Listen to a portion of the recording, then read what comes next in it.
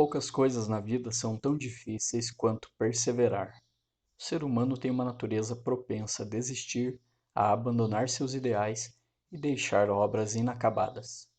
Mas todas as recompensas só vêm depois de uma vida de perseverança. Cirilo, de Jerusalém, é um exemplo de perseverança. Se suas posições não eram populares, nem lhe granjeavam a simpatia dos que detinham o poder, nem por isso ele as abandonou. E essa persistência não durou algum tempo apenas, mas toda a sua vida. Cirilo nasceu em Jerusalém no ano 313 d.C.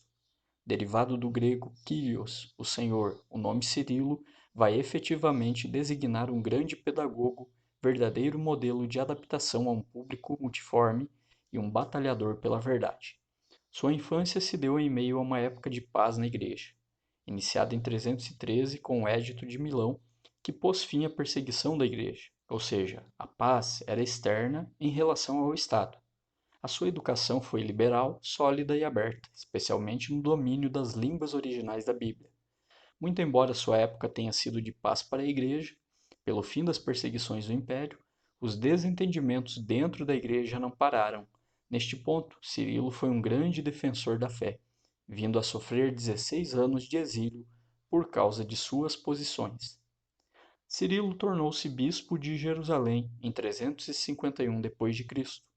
O bispo Acácio de Cesareia demonstrou alguma simpatia por ele com intenções de conduzi-lo ao arianismo, a doutrina que negava a divindade de Cristo. Logo, porém, se desentenderam. Acácio chamou Cirilo ao seu tribunal. Como se recusou a comparecer, Cirilo foi condenado por contumácia, sob acusação falsa, dilapidação de bens eclesiásticos. Ele afirmou a sua honestidade respondendo: durante uma fome, vendi os vasos sagrados, os enfeites e joias, para socorrer os famintos da diocese. De nada adiantou a sua defesa, pois foi condenado ao desterro. O exilado fixou-se em Antioquia e depois passou para Tarso. Nessa cidade, o bispo Silvano mostrou-se hospitaleiro e confiante. Mal regressou à sua cidade episcopal, Cirilo foi novamente expulso, incluído num grupo de exilados religiosos, a pedido de um concílio em Constantinopla, manobrado pelo ariano Acácio. Essa segunda deportação durou até a morte de Constâncio, no ano 360. Foi no fim desse ano que o novo imperador, Juliano, o apóstata, tentou reconstruir o Templo de Jerusalém, com a intenção ímpia de demonstrar a falsidade da pregação de Cristo. Diante do fracasso do plano, o imperador culpou Cirilo. O Edito Imperial de Valente, em 367, o condenou a um novo desterro que iria prolongar-se por 11 anos.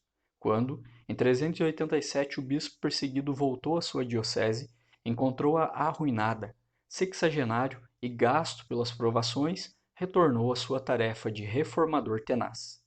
Mesmo sendo lançado de um lado para o outro, Cirilo se manteve firme na defesa da doutrina de Jesus. Ocorre que a derrota de Ario em Nicéia não significou o fim do arianismo, por isso posições como a sua foram muito importantes para a fé. Alguns anos mais tarde, este homem de paz morreu aos 71 anos, profundamente entristecido com as divisões da igreja provocadas pelos hereges. Foi uma vida de perseverança. Um bom texto bíblico para aprendermos sobre perseverança é a carta de Tiago. Tiago é muito conhecido por ter escrito a famosa sentença bíblica: a fé sem obras é morta. Mas ele também tem muito a nos ensinar sobre perseverança. Afinal de contas, a fé verdadeira é uma fé perseverante.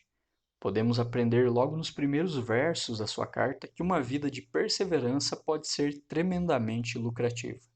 A perseverança é uma das poucas qualidades de um cristão que não tem origem em si mesma e nem depende de si mesma para sobreviver.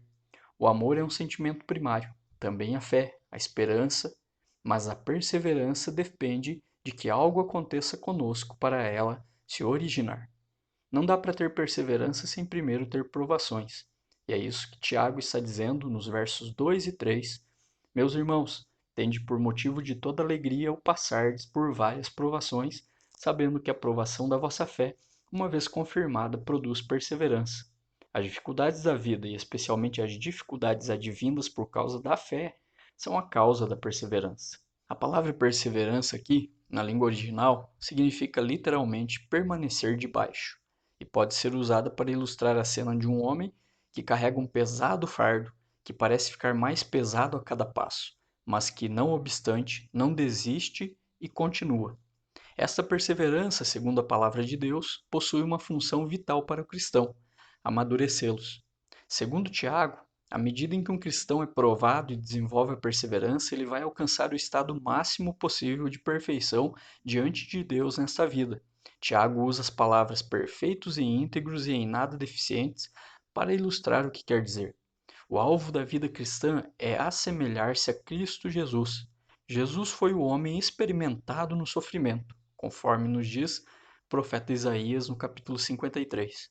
Foi com muita perseverança que ele suportou a cruz. Paulo também nos fala de seu alvo, de se conformar com Cristo em seus sofrimentos, lá em Filipenses capítulo 3.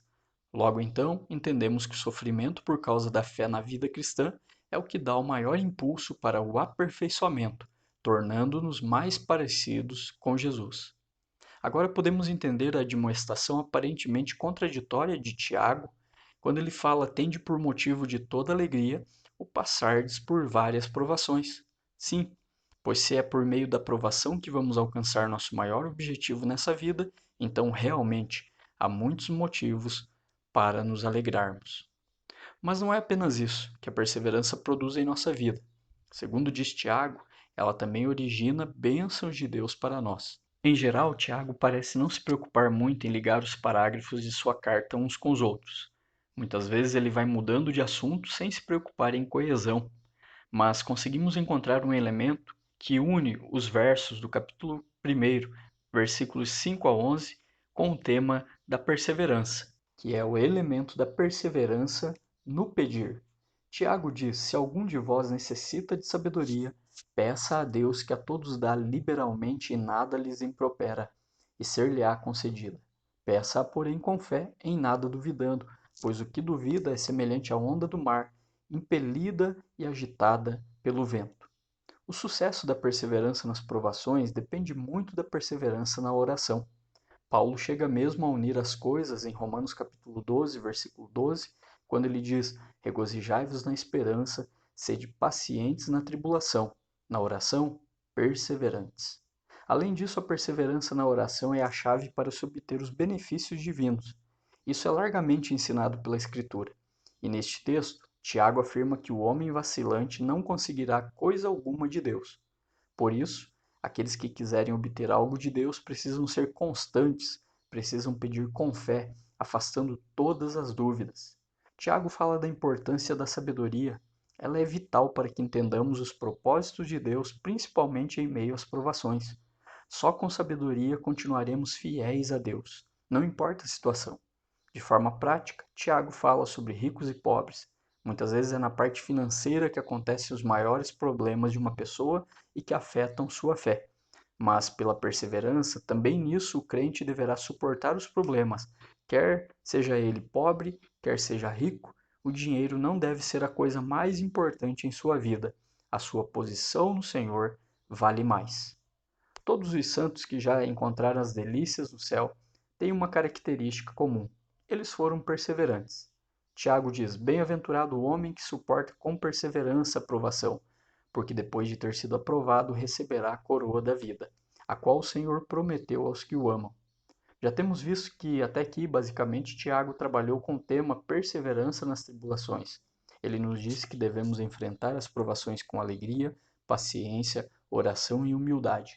Mas é o versículo 12 que coroa a discussão. Conforme Tiago, a perseverança garante a coroa. No verso 2, Tiago afirmou que a perseverança nas provações nos ajuda a alcançar o status espiritual para o qual fomos chamados. Entretanto, não é só isso, a perseverança é absolutamente necessária para que recebamos a coroa eterna. E se Deus tem nos dado o dom da perseverança, então podemos estar certos de que a coroa será nossa. A palavra bem-aventurado é bastante comum na Bíblia. Ela significa mais do que feliz. Mas note que o bem-aventurado não é aquele que simplesmente está passando por provas, e sim aquele que está suportando com perseverança as provas.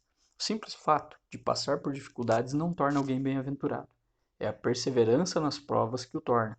pois a prova torna a pessoa aprovada, ou seja, ela passou no teste e agora está apto para receber a recompensa. E a recompensa é uma promessa do Senhor para aqueles que o amam, a coroa da vida. Apocalipse 2:10 fala de algo muito semelhante: ser fiel até a morte e dar-te-ei a coroa da vida. A palavra coroa era usada às vezes para indicar a coroa de um rei, mas em geral se aplicava mais à coroa de louros do atleta que venceu alguma competição. Ela simboliza glória e honra, mas vencer uma competição não é algo fácil. É necessário muito esforço e sofrimento para ser o primeiro. Entretanto, o prêmio compensa. A perseverança é uma das grandes qualidades do crente autêntico. Cirilo de Jerusalém demonstrou perseverança em toda a sua vida. Em meio às perseguições por causa da fidelidade doutrinária, ele não se preocupou em perder postos, vantagens ou admiração das pessoas, para continuar fiel à verdade contra as heresias. Não foi perfeito, como nenhum homem tem sido, mas perseverou em meio às tribulações, demonstrando assim seu amor por seu Salvador. E certamente, hoje a coroa lhe pertence, entre os demais bem-aventurados crentes do nosso Deus.